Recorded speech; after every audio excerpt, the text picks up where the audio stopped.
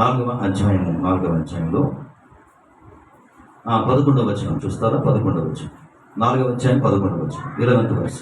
నాకు పొదుపు కలిగి ఉన్నందున నేను ఇలాగ చెప్పుటలేదు. నేను ఏ స్థితిలో ఉన్నానో ఆ స్థితిలో సంతృప్తిని కలిగి ఉండి నేర్చుకుని ఉన్నాను. ఏ స్థితిలో ఉన్నాను కింద రాశాడు. దీన స్థితిలో ఉండనిరుగుదును, సంపన్న స్థితిలో ఉండనిరుగుదును, ప్రతి విషయంలో అన్ని కార్యముల్లోనూ కడుపు నిండి ఉండుటకును, ఆకలి కొని ఉంటకును, సమృద్ధి కలిగి ఉంటకును, లేబిలు ఉండుటకును నేర్చుకుని ఉన్నాను. ఎందుకొరకనంటే నన్ను బలపరచువాని అంది. ఆయన బలపరచేవాడు సంతృప్తి కలిగి ఉండేలాగా బలపరిచేటువంటి వాడు.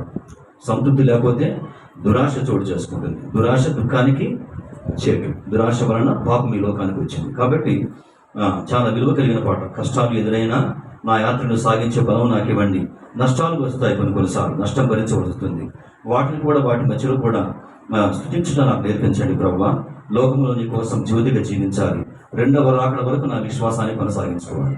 నా దినముల పరిమాణం అయ్యా కొంచెమే ఉందని నేను జాగ్రత్త పడి మీతో బాగా జీవించలాగన నాలో స్థిర హృదయము, నూతనమైన హృదయమును పుట్టించండి ప్రభువా. సరియగు త్రోవను మీ చిత్తములో నడవలసిన త్రోవలో నేను నడుచులాగన నాకు మీరు బోధించండి ప్రభువా. సమయోచితమైన జ్ఞానమును దయచేసి నన్ను నడిపించండి ప్రభువా అని రాసిన ఈ పాట చాలా బాగుంటుంది. మనం పాడుకుందాం. పాట తెలియదు కానీ ఫాలో అవుతుంది.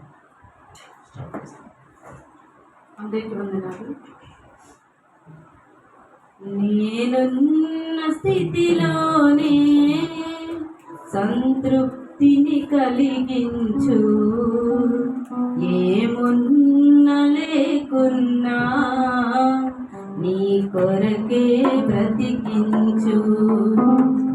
నేనున్న స్థితిలోనే సంతృప్తిని కలిగించు, ఏమున్న లేకున్నా నీ కొరకే బ్రతికించు.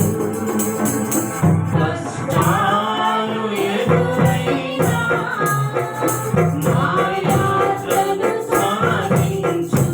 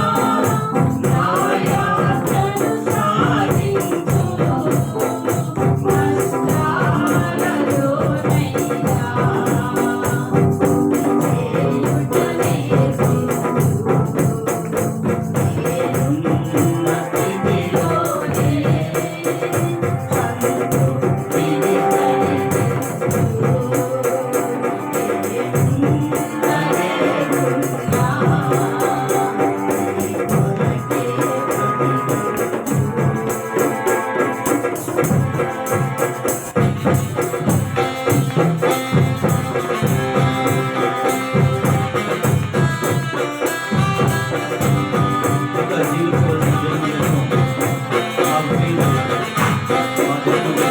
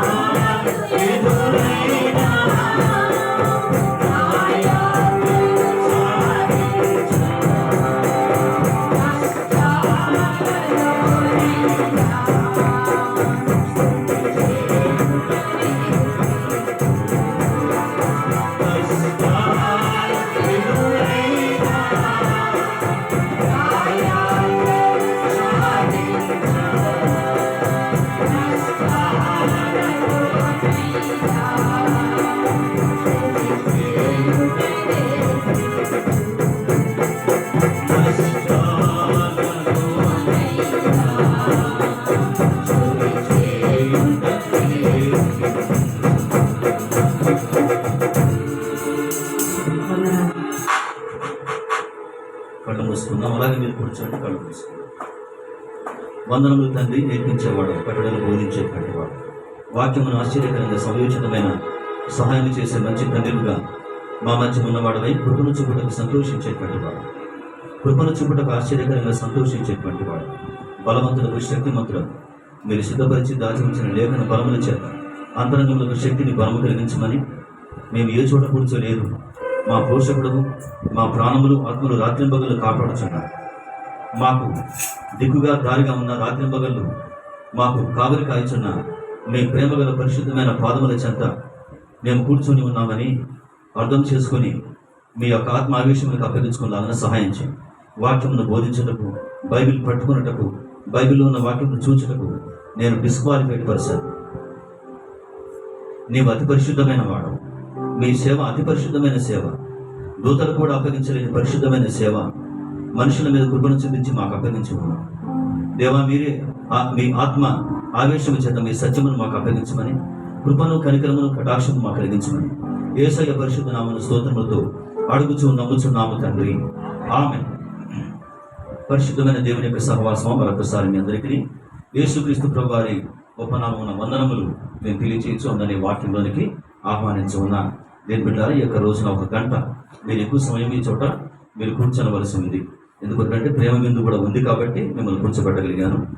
ఇవన్నీ కూడా మీకు అవసరమైన విషయములు కాబట్టి మెడికల్ అవేర్నెస్, మెడికల్ నాలెడ్జ్ ఇది చాలా కీలకమైన విషయం కదండి. మనం అందరూ కూడా కొంతమంది 10 మెడిసిన్లు వాడతారు, రోజుకి వచ్చి 10 టాబ్లెట్లు వాడతారు, కొంతమంది 15 టాబ్లెట్లు వాడతారు. మన దగ్గరికి రాబర్ట్ రవి అన్న వచ్చాడు స్పీకర్. ఆయన నాకు చెప్తున్నాడు, ప్రసాద్ నేను 16 టాబ్లెట్లు వాడతాను, ఒక రోజుకి వచ్చేసి 16 టాబ్లెట్లు వాడతాను.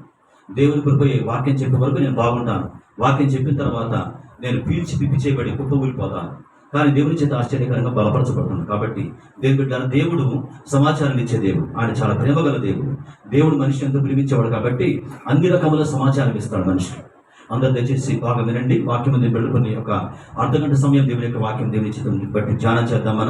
మనకు అవసరమైన మాటలు ఉదయకాలమున నేను చెప్పడానికి ఉదయకాలంలో ప్రయత్నం చేస్తున్నాను. కాబట్టి దేవుడు ఎవరంటే ప్రేమ చేత సమాచారం ఇచ్చేవాడు. ప్రేమ మాట్లాడుతుంది కాబట్టి దేవుడు మాట్లాడతాడు. ప్రేమను బట్టి ఏం చేస్తాడు, ఏమి చెప్పాలో తల్లిదండ్రులు ఏం చేస్తారు, ప్రేమ గలవారు కాబట్టి పిల్లలకి ఏం చేస్తారు, అన్నీ చెప్తూ ఉంటారు, అన్ని విషయాలు మాట్లాడుతుంటారు. కాబట్టి దేవుడు కూడా మన సంగతులు, మన బట్టల గురించి, మన యొక్క ఆరోగ్యం గురించి, మన చదువు గురించి, మన ఉద్యోగం గురించి, మన యొక్క అంతరంగాన్ని గురించి, వాటబిలిటీస్, మన భక్తి గురించి అన్ని సంగతులు మాట్లాడతాడు. అన్ని విషయంలోకైనా వస్తాడు, అన్ని విషయంలోకైనా వచ్చే దేవుడుగా ఉన్నాడని మీకు చాలాసార్లు చెప్పాను. ఒక్కసారి మీరు చూస్తారా, ఆదికాండం 24వ అధ్యాయం. నేను చెప్పిన వచ్చిన భాగాలే ఒక్కోసారి మరలా చూపిస్తున్నప్పుడు అవి నేను కాదు, కానీ నేను దేవుని ఆత్మను ఆపలేక మీకు చూపించడం జరుగుతుంది. ఆదికాండం 24వ అధ్యాయం చూడండి. ఆదికాండం 24వ అధ్యాయం. ఇవన్నీ కూడా బైబిల్లో ఉన్న విషయములే మనం ధ్యానం చేస్తున్నాం. ఆదికాండం 24వ అధ్యాయము 1వ వచనం చదువుతున్నాను. అబ్రహాము బహుకాలం గడిచిన వృద్ధుడై ఉండెను. అన్ని విషయంలోనూ యెహోవా అబ్రహామును ఆశీర్వదించను. అన్ని విషయంలోనూ యెహోవా అబ్రహామును ఆశీర్వదించను. ఈ మాట మీరు అట్లా ఉంచండి. మార్క్స్ వార్తలకు వస్తారా, గమనించండి. అంటే దేవుడు మన జీవితంలో అన్ని సంగతుల్లోనికి అన్ని విషయములు బోధించేటువంటి వాడుగా ఉన్నాడని చెప్పడానికి ఆధారముగా లేఖన ఆధారములు నీకు చూపిస్తున్నాను నేను. మార్క్స్ వార్త 7వ అధ్యాయం 37వ వచనం చూస్తారా? 7వ అధ్యాయము 37వ వచనం, 7th చాప్టర్ 37th వర్స్ చూడండి. ఈయన సమస్తమును బాగుగా చేసి ఉన్నాడు. ఎవరు? యేసు ప్రభువారు సమస్తమును. కాబట్టి సమస్తమును చదువు గురించి, కాబట్టి దేవుని బిడ్డలారా గమనించండి. కుటుంబాల గురించి మనం టీచింగ్ వింటున్నాం. At the same time young people గురించి కూడా వారికి నేను చెప్పే విషయాలు వేరుగా ఉంటాయి. యంగ్ పీపుల్ మీటింగ్లో వారి చదువు గురించి నేను మాట్లాడుతూ ఉంటాను. ఒక్కోసారి వాక్యం ఏమి ఉండదు, కానీ ఆ యొక్క సెషన్లో సాటర్డే ఈవినింగ్ ఓన్లీ స్టడీస్ గురించి మాట్లాడతాను, వారికి అలవాట్ల గురించి మాట్లాడు. కాబట్టి దేవుడు ఎవరంటే ఆయన మన యొక్క టీచర్ కాబట్టి, రబ్బుని కాబట్టి ఏం చేస్తాడు, అన్ని సంగతులు సమస్త విషయంలో ఆయన మనతో మాట్లాడేవాడుగా మన మధ్య ఉన్నవాడు. కాబట్టి దేవుని బిడ్డలారా ఇవన్నీ కూడా మీరు అర్థం చేసుకోనండి. దేవుని యొక్క పరిశుద్ధ వాక్యంలో ఒక మాట ఉంది, ఏది ప్రయోజనకరమైందో అది దాచుకొనకుండా ఆయన మనకు చెప్పేటువంటి వాడు. ప్రయోజనకరమైనవి దాచుకొనకుండా ఆయన మనకు చెప్పేటువంటి దేవుడుగా మన మధ్య ఉన్నవాడు. దేవుని యొక్క పరిశుద్ధమైన సహవాసమై ఇక మంచి ఉదయకాల సమయం అందు పరిశుద్ధాత్మ దేవుడు నా నోట ఉంచిన ఒక వాక్య భాగాన్ని మనం యొక్క ఉదయకాల సమయంలో ధ్యానం చేద్దాం. రోమీలకు రాసిన పత్రిక వాక్యం చూస్తారా? బుక్ ఆఫ్ రోమన్స్ లోకి రండి. రోమీలకు రాసిన పత్రిక 10వ అధ్యాయంలో కొన్ని వచ్చిన భాగాలు నేను చదువుతాను. రోమీయులకు రాసిన పత్రిక 10వ అధ్యాయము కొన్ని వచ్చిన భాగం మనం చదువుకొని ఆ తర్వాత దేవుని వాక్యం ధ్యానం చేసుకుందాం. ఏమంటే మీరందరూ కూడా ప్రశాంతంగా నిబ్బరంగా మీరు కూర్చునవలసిందిగా మిమ్మల్ని ప్రేమతో నేను కోరుచున్నాను. ఎందుకోసమంటే మన సిస్టర్స్ ఎర్లీ మార్నింగ్ 3కి వచ్చారు. ఎర్లీ మార్నింగ్ 3:30కి వచ్చారు. వాళ్ళు 3:30కి వచ్చి అప్పటి నుంచి 7:30 లోపల మంచి వంటలు వారు ప్రిపేర్ చేశారు. వారిని బట్టి దేవునికి స్తోత్రం, దేవునికి స్తోత్రం, హల్లెలూయా, దేవునికి స్తోత్రం, హల్లెలూయా చెప్తాను, దేవునికి స్తోత్రం. ఎర్లీ మార్నింగ్ 3:30కి వచ్చారు. 7:30కి మిగిలిపోయిన కూరగాయలు తీసుకొచ్చి మాకు అప్పగించేశారు. నేను ఆశ్చర్యపోయాను. సిస్టర్స్కి కూరగాయలు ఇస్తుంటే అంటే 7:30కి వంటలు క్లోజ్ చేశారు. ఒక చికెన్ ఏదో అది లేట్గా కట్ చేస్తారు కాబట్టి దానికోసం వాళ్ళు ఆగారంటారు. మిగతా వంటలన్నీ కూడా 7:30 లోపల వారు క్లోజ్ చేశారు. మంచి వర్షంలో వచ్చారు చలికి. వారిని బట్టి దేవునికి వందనములు. అన్ని రకముల త్రాంతులు కలిగిన వారి దేవుడి సహవాసంలో ఉంచినవాడు. మరి ఇప్పుడు చూశాను, మెడికల్ అవేర్నెస్ కలిగిన వారు, వంటలు చేసేటువంటి వారు, ఇంకా చదువుకున్నటువంటి వారు, నేను బిడ్డారా రకరకాల పనుల్లో అందరూ కూడా నిష్ఠాంతులై ఉన్నారు. మిమ్మల్ని అలా చేశారు దేవుడు. కాబట్టి మీకున్న తలాంతులు దేవుని కోసం వాడుకునిచున్నారు. ఇంకా బాగా మీరు వాడుకునండి. నేను బిడ్డారా వాడుకోలేకపోతే మీరు వాటికి జాయిన్ అవ్వండి. దేవుని కోసం మనం వాడబడితే మనం కాలం ఎంత తిరిగి కానీ మనం త్వరగా పరలోకానికి వెళ్ళిపోతాం. పరలోక రాజ్యంలో ఈ లోకంలో చేసిన దాన్ని బట్టి మనకు రివార్డ్స్ ఉంటాయి. ఈ లోకంలో మనం ఏం చేసామో వాటి కోసం లెక్కలు కట్టి ఫలమిస్తాడు ఆయన. లెక్కలు కట్టి ఫలమిస్తాడు. లెక్కకు విస్తార ఫలమిచ్చేవాడుగా మన మధ్య ఉన్నవాడు. కాబట్టి అది మనం గుర్తుపెట్టుకొని దేవుని కోసం మీ టైం ఇవ్వండి, దేవుని కోసం మీ ఎనర్జీ ఇవ్వండి, దేవుని కోసం మీ ఆరోగ్యాన్ని ఇవ్వండి, దేవుని కోసం మీ బలం ఇవ్వండి, దేవుని కోసం మీకున్న వనరులు ఇవ్వండి, దేవుని కోసం మీకున్న తలాంతులు బాగా ఖర్చు పెట్టవలసిందిగా మిమ్మల్ని మరొకసారి జ్ఞాపకం చేస్తున్నాను నేను. ఎందుకంటే పరలోక రాజ్యం పోయిన తర్వాత మన బహుమానాలు మనం పొందుకునే టైంలో సరైన బహుమానాలు పొందుకోలేకపోతే అప్పుడు మనం ఏమవుతాం, బాధపడతాం, వేదన పడతాం. అది మీరు గుర్తుపెట్టుకొని ప్రతి క్షణాన్ని కూడా దేవుని కోసం వినియోగించవలసిందిగా ఈ జ్ఞానం కలిగిన వారు ఉండాలని మిమ్మల్ని కోరుచున్నాను. రండి వాక్యం చూడండి. 10వ అధ్యాయం చూస్తారా వాక్యం మనం. సహోదరులారా, ఇశ్రాయేలులు రక్షణ పొందవాలని నా హృదయాభిలాషయు వారి విషయమై నేను దేవునికి చేయి ప్రార్థన ఉన్నది. పౌలు గారు మాట్లాడుతున్నారు. ఓ సహోదరులారా, ఇశ్రాయేలీలు రక్షణ పొందవాలని నా హృదయాభిలాష, హృదయంలో అభిలాష వారి విషయమై నేను దేవునికి చేయి ప్రార్థనీయునై ఉన్నది అని చెప్తున్నవాడు. అది చెప్తూ మీరు గమనించండి. ఆయన ఒక మాట మాట్లాడుతున్నవాడి చోట 11వ వచనం భాగం చూస్తారా, గమనించండి. 11వ వచనం ఏమనగా, ఆయన ఎందుకు విశ్వాసం వచ్చి వాడవను సిగ్గుపడని లేఖనము చెప్పుచున్నది. లేఖనం ఏమి చెప్పుచున్నది ఉదయకాలం మనకంటే ఏమనగా, ఆయన ఎందుకు విశ్వాసం వచ్చి వాడవడను సిగ్గుపడని లేఖనము చెప్పుచున్నది. యూదుడని గ్రీసు దేశస్థుడని భేదము లేదు. ఈ మాట మీరు గమనించాలి. యూదుడని గ్రీసు దేశస్థుడని భేదము లేదు. ఒక్క ప్రభువే అందరికీ ప్రభువై ఉండి తనకు ప్రార్థన చేయవారందరి ఎడల కృప చూపుటకు ఐశ్వర్యవంతుడై ఉన్నాడు. ఈ మాట నేను మళ్ళా చెబుతున్నాను. ఒక్క ప్రభువే అందరికీ ప్రభువై ఉంది. యేసుక్రీస్తు అందరికీ ప్రభు. యేసుక్రీస్తు ప్రభు అందరికీ దేవుడుగా ఉన్నవాడు. అది ఈ యొక్క అర్థం పౌలు గారు చెప్తున్న మాట. యూదులకే కాదు, ప్రపంచంలో అందరికీ కూడా యేసు వారి దేవుడు అని పౌలు గారు ఇక్కడ నొక్కి ఒక్క నుంచి మాట్లాడుతున్నవాడు. ఏమని చెప్తున్నవాడు, ఒక్క ప్రభువే అందరికీ ప్రభు అయి ఉండి తనకు ప్రార్థన చేయవారందరి ఎడల కృప చూపుటకు ఐశ్వర్యవంతుడై ఉన్నాడు. ఎందుకనగా ప్రభువు నామమును బట్టి ప్రార్థన చేయవాడు ఎవడో వాడు రక్షించబడు. వారు విశ్వసింపని వారికి ఎట్లు ప్రార్థన చేయుదురు? వినని వారిని ఎట్లు విశ్వసించుదురు? ప్రకటించువాడు లేకుండా వారిట్లు విందురు? ప్రకటించువారు పంపబడని ఎడల వారిట్లు ప్రకటించుదురు?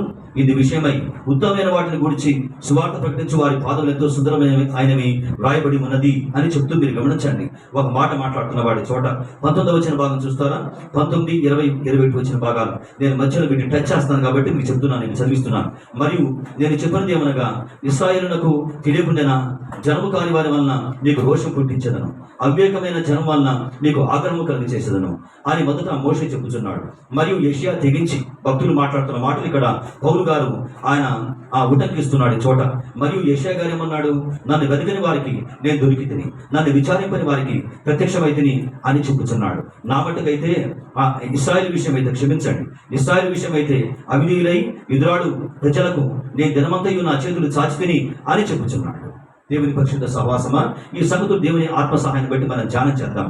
పౌలు గారు ఆ యొక్క రోమిలకు ఈ విషయాలు రాస్తున్నాడు. పౌలు గారు ఆయన ఒక రోమన్ బాగా గమనించండి. రోమిలతో మాట్లాడుతున్నవాడు. ఇశ్రాయేలు వారు రక్షణ పొందాలి, వారు దేవుని పట్ల ఆసక్తి కలిగి ఉన్నారు, కానీ వారికి మారు మనసు లేదు, సాల్వేషన్ లేదు. కాబట్టి నా యొక్క హృదయాభిలాష ఏంటి, హృదయంలో అభిలాష కోరికేంటి? ఇశ్రాయేలు వారు యేసుక్రీస్తు ప్రభువుని సొంత రక్షకుడిగా అంగీకరించాలి. ఆయన పరలోకాన్ని విడిచి భూలోకానికి నా కోసం వచ్చాడు. ఆయన పరమను విడిచి భూలోకానికి నా కొరకే వచ్చాడు. నా కొరకు 33 సంవత్సరాలు ఈ భూమి మీద జీవించాడు. నా దోషములు, నా వ్యాధులు, నా రోగములు, నా శాపములు, నా వ్యసనములు సిలువలో ఆయన భరించాడు. వాటికి రావాల్సిన శిక్షను ఆయన తీసుకున్నాడు. God was punished. ఆయన పనిష్మెంట్ తీసుకున్నాడు. ఎవరి పనిష్మెంట్ అది? నా పనిష్మెంట్ తీసుకున్నాడని వారు గ్రహించి యేసుప్రభువుని సొంత రక్షకుడిగా అంగీకరించాలి అని పౌలు గారు వారి పక్షంగా దేవునికి పాదాలు పట్టుకొని ప్రార్థన చేస్తున్నాడు. యూదులు ఏమని నమ్ముతారంటే యెహోవా దేవుడు కాబట్టి యేసుక్రీస్తు ప్రభువారిని యెహోవా దేవుడు పంపించాలని వారి బలంగా నమ్మి ఏం చేస్తారంటే వారు యేసుప్రభువారి మీద ద్వేషం పెంచుకొని అసూయ చేత యేసుప్రభువారిని సిలివేస్తారు వాళ్ళు. కాబట్టి పౌలు గారు అందులోంచి బయటకు వచ్చిన వాడే కాబట్టి వారి పక్షం అంటున్నాడు, అయ్యో వారు పొరపాటు చేశారు, యేసయ్య వారి కోసం వస్తే వారు యేసుకు వాళ్ళు సిలివేశారని చెప్పేసి ఆయన బాధపడుతూ వారి రక్షణ కోసం ప్రార్థన చేస్తున్నవాడు. గమనించండి, అలా ప్రార్థన దేవుడు వింటాడు, మనం ప్రార్థన చేస్తే ఆయన ఆలకిస్తాడని చెప్తూ కిందకు వచ్చిన తర్వాత ఒక మాట మాట్లాడతాడు. ఆ చోట గమనించండి, వాక్యం ఏమంటాడు? 11వ వచనం, ఏమనగా ఆయన ఎందుకు విశ్వాసం ఉంచి వాడు ఎవడను సిగ్గుపడని లేఖనము చెప్పుచున్నది. అంటే మరి ప్రార్థన చేయండి, విశ్వాసం ఉంచి ప్రార్థన చేయండి. మన విశ్వాసం ఉంచి ప్రార్థించే మనలో ఎవరు కూడా సిగ్గుపడకుండా ఆయన ఆశ్చర్యకరంగా సహాయం చేస్తాడు. దీని బిడ్డారా గమనించండి, మన సిగ్గుపడకుండా ఆశ్చర్యకరంగా ఆయన సహాయం చేస్తాడు. మనం సిగ్గులు కోల్పోకుండా ఆయన మన మర్యాదను కాపాడతాడు. నేను చాలాసార్లు మీకు చెప్పాను ఈ మాటలు, నేను మరలా కుండ బద్దలు కొట్టినట్టు ఈ మాటలు మీకు చెప్తున్నాను. దీని బిడ్డారా, దేవుడు మన మర్యాదను కాపాడతాడు, దేవుడు మన గౌరవాన్ని కాపాడతాడు. ఇది మీరు బాగా గుర్తుపెట్టుకోవాలి. ఎందుకోసమని? దేవుడు గౌరవాన్ని కలిగిన వాడు, మర్యాద కలిగిన వాడు. పరలోక రాజ్యంలో ఆయన దూతలు సేవిస్తున్నాయి. ఆయన గౌరవాన్ని బట్టి ఆశ్చర్యకరంగా ఆయన కనపరచబడుతున్నవాడు. కాబట్టి గౌరవాన్ని కోల్పోతున్న వారికి గౌరవాన్ని చెప్పినట్టు వాడు, మర్యాదను కోల్పోతున్న వాడికి ఆశ్చర్యకరంగా ఆటంకాలకు అడ్డుపడి ఆయన మర్యాదను కాపాడతాడు. ఆయన యేసయ్య మన కోసం గౌరవాన్ని మర్యాదను కోల్పోయినవాడు. యేసయ్య భూమి మీద మన కోసం గౌరవాన్ని మర్యాదను కోల్పోయాడు. యేసుకు వారిని భయంకరంగా లోకంలో తూర్లాడతారు, తృణీకరిస్తారు, రిజెక్ట్ చేస్తారు. యేసుకు వారిని ఏం చేస్తారు? నువ్వు మాకు వద్దు, నీకు మతి చెడిందని చెప్పేసి ఇంటి వారు ఏం చేస్తారు? బయట పెట్టేస్తారు. నువ్వు మాకు వద్దు, మా ఇంట్లోకి రావద్దని ఆయన తర్వాత పుట్టినవారు. యేసయ్య తర్వాత మరియమ్మ గారికి కొంతమంది పుట్టారు, కొంతమంది స్త్రీలు పుట్టారు, పురుషులు పుట్టారు. గమనించండి, ఆ మనిషి కాబట్టి ఆమె పుట్టిన వారు ఏం చేస్తారంటే యేసు వారి యొక్క విధానం అర్థం చేసుకోలేక, ఆయన భక్తిని, ఆయన తీవ్రతను, ఆయన పని అర్థం చేసుకోలేక ఏమంటారంటే నీకు మతి చెడింది. బాగుందండి వాక్యాన్ని ఇంటి వారు మాట్లాడతారు, నీకు మతి చెడింది కాబట్టి మా ఇంట్లోకి రావద్దని. గమనించండి, యేసు వారిని ఏం చేస్తారు? రిజెక్ట్ చేస్తారు. అంటే ఆ రిజెక్షన్, తృణీకరించడం యేసు ఎరిగిన వాడు కాబట్టి ఆయన ఏం చేస్తాడు తెలుసా? సిగ్గుపడకుండా ఆయన కాపాడగలడు. ఆయన్ని నడిబజార్లో బట్టలు పొదీశాడు, దిగంబరిగా మార్చాడు యేసు ప్రభువాన్ని. ఇది మీకు నేను చాలాసార్లు చెప్పాను. యేసయ్య మన కోసం పడిన పాటలు, శిక్షను భరించే క్రమంలో, విశ్వాసాలను మీరు గమనించండి, ఆయన మన కోసం శిక్షను భరించే క్రమంలో ఆయన పడిన పాటలు భయంకరమైనవి. ఆయన పడిన పాటలు భయంకరమైనవి. ఆయన పడిన పాటలు నా కొరకు నీ కొరకు సిలువను మోసే క్రమంలో ఆయన గురించి భక్తులు మాట్లాడుతున్నారు. దాదాపుగా 70 నుంచి 80 సార్లు అంట గొల్గొతా కొండ ఎక్కే టైంలో ఆయన కింద పడిపోయాడు సిలువ వేయలేక. ఆయన సిలువ వెయిట్ ఎంత? దాదాపుగా 70 నుంచి 80 కిలోమీటర్స్, 80 కేజెస్, క్షమించండి, 80 కేజీల సిలువ అంటున్నారు భక్తులు, బైబిల్ పండితులు. గమనించండి, దాన్ని ఆయన మొయ్యాలి. రక్తమంతా రాత్రి కాలిపోయింది, కొట్టేశారు. 39 కొరడ దెబ్బలు కొట్టారు యేసు ప్రభువాన్ని, 39 కొరడ దెబ్బలు కొట్టారు. మాంసం అంతా ఊడిపోయింది, దాదాపుగా రక్తమంతా కూడా హూస్ అయిపోయి అది చింది బయటకు వచ్చేసింది. కాబట్టి ఆయనలో బలం లేదు, ఆయనలో శక్తి లేదు. ఆయన రాత్రి నుంచి ఆహారం డైట్ లేదు, ఆయనకి ఫుడ్ లేదు. ఆయన చెమట రక్తంగా మారి బయటకు వచ్చేసింది. ఈ బికమ్ వీక్, ఆయన బాగా వీక్ అయిపోయిన వాడు. అలాంటి ఆయన 80 కేజీల సిలువ ఎలా మోస్తాడు గొల్గొతా కొండ మీదకి? అది ఇంపాసిబుల్. కానీ యేసయ్య నా కోసం, నీ కోసం సిలువను ఏ చోట ఆయన వదిలిపెట్టకుండా, సిలువను ఆయన ఎవరికి ఇవ్వకుండా ఏం చేశాడు? ఆయన గొల్గొతా కొండను ఎక్కడానికి బాగా ప్రయత్నం చేశాడు యేసు ప్రభువు. పడిపోయినా, వాడు పుడుతున్నా, వాడు తంతున్నా ప్యాషన్ ఆఫ్ క్రైస్ట్ ఫిల్మ్లో చూపిస్తారు. పడిపోతే యేసు ప్రభువాన్ని కనికరం లేకుండా వారు వదిలిపెట్టారు. ఆయన ఏం చేస్తారంటే మరలా ఎత్తి కింద పడవేస్తారు. ఆయన లాగించి తొడాలతో కొడతారు. ఆయన గమనించండి, అంత భయంకరంగా యేసు ప్రభువు మన కోసం ఆయన బలియాగమైన వాడు. ఇది మీరు గమనించాలి. బలియాగమైన వాడు, బలి పశువు అయిన వాడు, యజ్ఞ పశువు అయిన వాడు, ప్రాయశ్చిత్త బలైన వాడు. అందుకే మంచి శ్లోకం రాశారు, సర్వ పాప పరిహారో రక్త ప్రోక్షణం ఆవశ్యకం. సర్వ లోకం యొక్క పాపాలు పరిహారం చెందాలంటే రక్తం ప్రోక్షించబడాలి, రక్తం ఒలికించబడాలి, రక్తం చిందించబడాలి. ఆ రక్తం పరమాత్మేనా పుణ్య దాన బలియాగమై ఉండాలి. ఆ రక్తం పరమాత్ముడు మన కోసం పుణ్యముగా, ధాన్యముగా, బలిగా ఆయన ఇచ్చి ఉండాలి. ఆ రక్తం ఎవరిచ్చారు? ఈ ప్రపంచంలో ఆ రక్తం ఎవరు కార్చారు? యేసయ్య. ఆయన పరిశుద్ధ రక్తాన్ని మొత్తం మన కోసం ఆయన కార్చిన వాడు. బైబిల్లో యెషయా గారు, యేసు వారి కంటే 700 సంవత్సరాల ముందు వచ్చిన యెషయా ఒక మాట మాట్లాడతాడు. ఆయన తన ప్రాణమును మన కోసం ధారపోశాను అంటాడు. ఆయన తన ప్రాణమును మన కోసం ధారపోశాను అంటే గొల్గొతా వీధుల్లో, యెరూషలేము వీధుల్లో యేసయ్య తన రక్తములో ప్రాణం ఉంటుంది, రక్తములో ప్రాణం ఉంటుంది. రక్తమును మొత్తం ఏం చేశాడు తెలుసా? ధారపోసి నేను కొనుక్కున్నాడు. ధారపోసి నన్ను కొనుక్కున్నాడు. ధారపోయబడి మనం కొనబడ్డాం. మనం కొనబడ్డాం. అందుకే ఇందాక ఆయన శ్యామ్ ఒక వాక్యం చదివించాడు, మీ దేహం దేవునికి ఆలయమే ఉంది. ఎందుకు ఆలయమైంది? యేసయ్య రక్తమంతా కార్చి మనం ఏం చేశాడు? ఆయన కొనుక్కున్నాడు. కాబట్టి చోట పౌలు గారు మాట్లాడుతున్నవాడు, విశ్వాసం ఉంచేవాడు సిగ్గుపడడు. ఆయన సిగ్గును కోల్పోయి ఆశ్చర్యకరంగా ఆయన పరిశుద్ధ ప్రాణమును మన కోసం అర్పణించాడు. కాబట్టి ఆయన విశ్వాసం ఉంచేవాడు వాడు సిగ్గుపడని లేఖనం చెబుతున్నది. ఈ ఉదయకాలం లేఖనం మన మధ్య అది ఉద్ఘాటిస్తుంది, అది బలంగా చెప్తుంది. నిన్ను సిగ్గుపడకుండా నేను కాపాడుకుంటాను. నా పట్ల నువ్వు విశ్వాసం వచ్చావు, నా పట్ల భక్తిని చేస్తున్నావు. బలమైన బాధల మధ్య, బలమైన ఆటంకాల మధ్య, బలమైన సవాళ్ళ మధ్య, అర్థం కాని వాటి మధ్య ఎవరికి చెప్పుకోవడానికి వీలు కాని సంగతుల చేత నువ్వు నలిగిపోతూ, మదన పడుతూ, అల్లాడిపోతూ నా పాదాలు పట్టుకొని యు ఆర్ ప్రేయింగ్, ప్రార్థన చేస్తున్నాను. I know that God knows everything. దేవునికి అన్ని విషయాలు తెలుసు.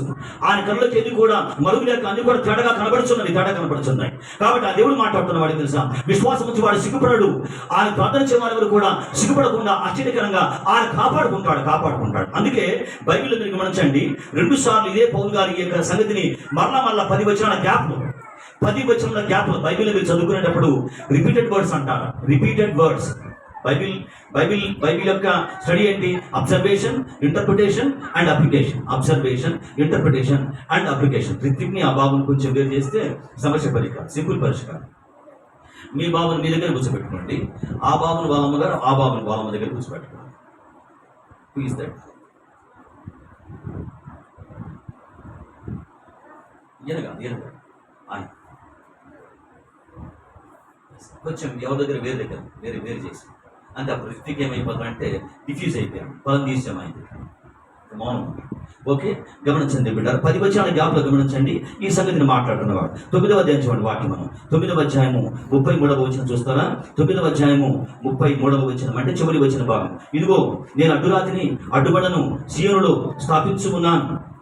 నేను అంటే దేవుడు మాట్లాడుతున్నవాడు, ఆ అడ్డుబడను సియోనులో స్థాపించి ఉన్నాను. ఆయన విశ్వాసం ఉంచబడబడను, వాడు సిగ్గుపరచబడడు అని వ్రాయబడిన ప్రకారము వారు అడ్డురాయి తగిలి తుట్టుపడింది. చూసారా, దేవుడే చెప్తున్నవాడు, ఆయన విశ్వాసం ఉంచేవాడు సిగ్గుపరచబడడు.